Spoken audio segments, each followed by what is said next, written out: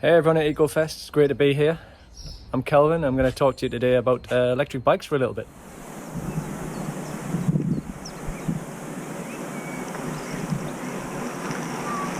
I started riding e-bikes maybe 3 years ago. What are e-bikes? They are pedal bikes that have some sort of electric motor assist. E-bikes come in several shapes, sizes and forms.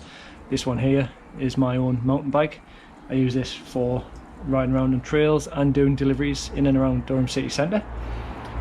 It's got a range of about 40-50 miles. The main difference between e-bikes is the way that they're driven. So it'll be either a crank drive, or mid drive as it's sometimes known as, or a hub drive. And the crank drive is a motor that's directly driven at the crank, and the hub is within the wheel. There are pros and cons to both of these. I feel that the crank drive motors are more natural, and when you're pedaling it's a bit more like pedaling a normal bike, whereas the hub drive, when you start going, it's a little bit more on and off. So as you start pedaling, the motor is there. With the crank drive, the delivery is more based on the power and the effort that you're putting in. Batteries can be found either in the frame, like this one, which is removable, or can be in place on top of the frame.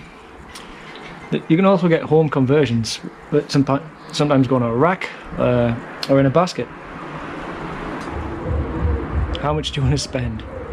Really, you can spend anything from a couple of £100 on an unknown brand on the internet up to £10,000. For most people, a good commuter bike would be around about, I guess, £1,000 to £1,200. This is a really popular question. Who are e-bikes for? They're for everybody. I've got friends who ride them and they are in their 20s and 30s. I also have friends who are riding them in their 60s and 70s. That's quite a big sector for e-bikes, are people who want to get out and have had injuries, so have had knee replacements, hip replacements, but they still want to get out and enjoy going for a bike ride. They can then turn the power up on the bike,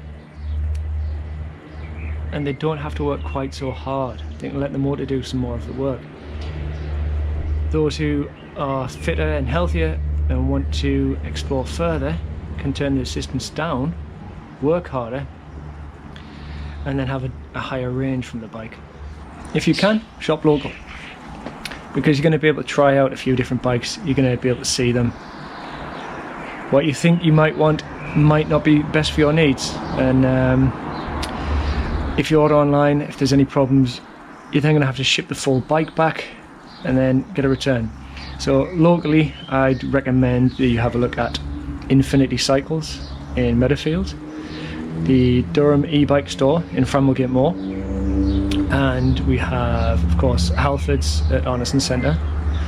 And then you've got smaller conversion companies such as E equals Power, and they will take a normal bike and put a kit on for you. So hopefully, if you give some consideration to that, we'll see more people jumping onto electric bikes or regular pedal bikes in the future and leaving the cars at home.